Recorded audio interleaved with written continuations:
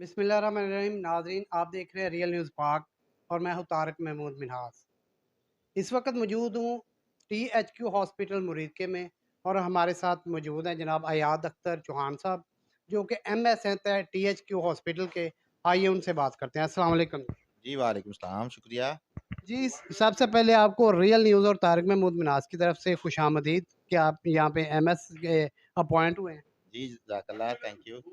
अच्छा, आप जब से यहाँ अपॉइंट हुए हैं, इस दौरान आपने कोई इसमें जो है वो बेहतरी लाने के लिए क्या कुछ देखा कि इसमें क्या गलतियाँ हैं? देखिए सबसे पहले तो जो यहाँ पे मसाइल है ना कि जो पेशेंट जब एक पर्ची बनाने के लिए आता है, तो उसको एक लंबी सी लाइन में लगना पड़ जाता है और उस लाइन में ना वहाँ पे प्रॉपर पंखों का, वेंटिलेशन का कोई बंदोबस्त है और वहाँ पे गर्मी की वजह से मरीज़ जो है वहाँ पे इतना एग्ज़ॉस्ट हो चुका होता है कि वो जब पर्ची बना के डॉक्टर तक पहुँचता है ना, तो उसके रवैये के अंदर एक जो है ना वो तल्ख़ी उसके अंदर आ जाती है।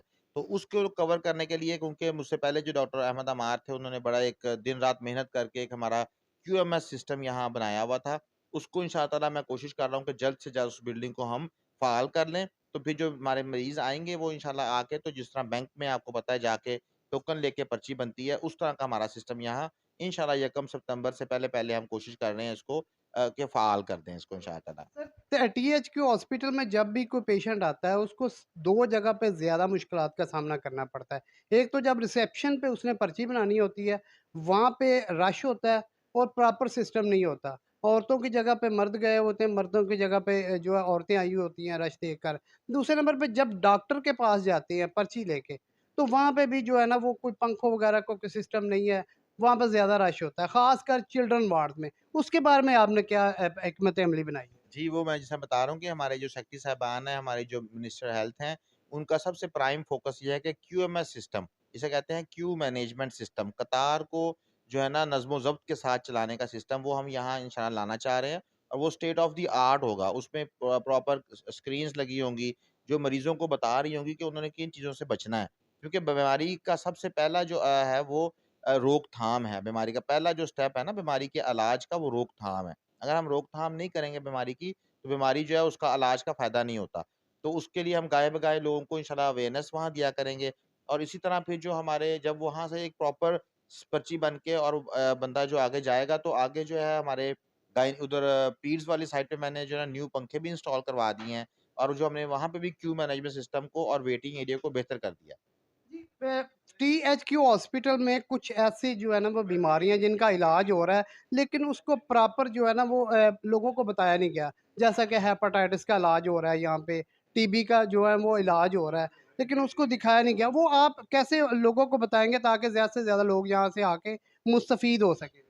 देखिए हमारे पास यहाँ पे ना एक NCD क्लिनिक है, जिसको नॉन कम्युनिकेबल डिज़ीज़ क्लिनिक कहते हैं। इसी तरह यहाँ पे हमारे पास जो है ना वो हेपेटाइटिस बी और हेपेटाइटिस सी के लिए भी यहाँ पे क्लिनिक हमने एक गवर्नमेंट ऑफ पंजाब ने शुरू किया हुआ सिस्टम, जिसको कहते हैं हम ये यरकान से बचाव के जो है ना वो तदाबीर के लिए क्लिनिक और इवन हमारे पास यहाँ दवाइयाँ, अद्वियात और बाकी चीज़ें भी हमने यहाँ पे प्रोवाइड की हुई हैं और अल्लाह का शुक्र है वो मरीज़ों को मिल रही हैं। अच्छा, सर, आजकल आपको पता है कि टेस्ट वगैरह जो होते हैं वो मुख्तलिफ बीमारियों के, वो अगर बाहर से करवाए जाएँ लेबॉरेटरी से तो काफ़ी जो है एक्सपेंसिव होते हैं। अगर कोई बंदा बाहर से टेस्ट करवाने के लिए आए, उसका क्या तरीक़ाकार है? वो भी हमारे नाज़रीन को बता दें। देखिए जी, हमारे पास अल्लाह का शुक्र है यहाँ पे जो सरकारी तौर पे जो टेस्ट हैं वो बाज़ार से तकरीबन वो 3 गुना कम जो है ना फ़ीस पे यहाँ पे हम लोग प्रोवाइड कर रहे हैं लोगों को ये सहूलत। और हमारे पास जितने भी टेस्ट हैं जो कि उनकी बीमारी की तशख़ीस के लिए ज़रूरी हैं, वो यहाँ हो रहे हैं। जो अहम टेस्ट हैं या जिस तरह PCR है, उसके लिए हमें सरकारी अदारों में लाहौर सैंपल भेजने पड़ते हैं और वहाँ से जब रिपोर्ट आती है तो उसके बाद हम लोग उसको प्रोवाइड कर देते हैं। और हमने अपनी लैब को भी जदीद सहूलतों से मैं रास्ता करने की कोशिश कर रहा हूँ। कुछ हमारी मशीनें पुरानी हैं जो कि गाहे-बगाहे ख़राब हो जाती हैं, उसके लिए भी मैंने इंशाअल्लाह लेटर लिख दिया है और अल्लाह ख़ैर करेगा हम उसको भी रिप्लेस करवा लेंगे। आपको कोई जो में मुश्किलात हो या आवाम को कोई मैसेज देना चाहें हमारे चैनल की तवज्जो से? जी, सबसे पहले तो मैं आप सबका शुक्रिया अदा करता हूँ कि आपने ये मौका टाइम निकाला और यहाँ आए और इन बातों पे जो है ना आपने एक बहुत अहम जो है ना हमारी डिस्कशन भी हुई है। सबसे पहले तो अवामुन्नास को जिस तरह मैं पहले कह रहा था कि हमने कोशिश करनी है कि जो बीमारी है उसकी रोकथाम करनी है और रोकथाम शुरू होती है कि अगर आपने बाहर कहीं बाज़ार से कोई चीज़ लेके खा रहे हैं, तो आपने देखना कि वो मयारी है या गैर मयारी तो नहीं। जिस तेल में अगर आप जिस पकौड़े, समोसे, नान, टिक्की जहाँ से ले रहे हैं, जिस तेल में वो निकाला जा रहा है, क्या वो तेल मयारी है या वो गैर मयारी है? जहाँ से आप कोई स्वीट्स, मिठाई वग़ैरह ले रहे हैं, कहीं वहाँ मक्खियाँ या कोई और चीज़ तो नहीं मौजूद और जिससे खा के आप बीमार हो सकते हैं। ये चीज़ें बहुत अहम होती हैं। अगर आप अपनी बीमारी का रोकथाम ही कर लेंगे, तो आप बीमार ही नहीं होंगे।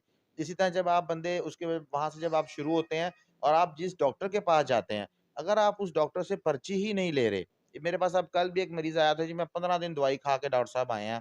मैंने उनसे पूछा कि आपने क्या दवाई खाई है बच्चे बताओ? उसको ये पता ही नहीं था कि मैंने क्या दवाई खाई है, क्योंकि डॉक्टर ने उसको पर्ची ही नहीं कोई दी हुई और ना उसने पर्ची डॉक्टर से माँगी।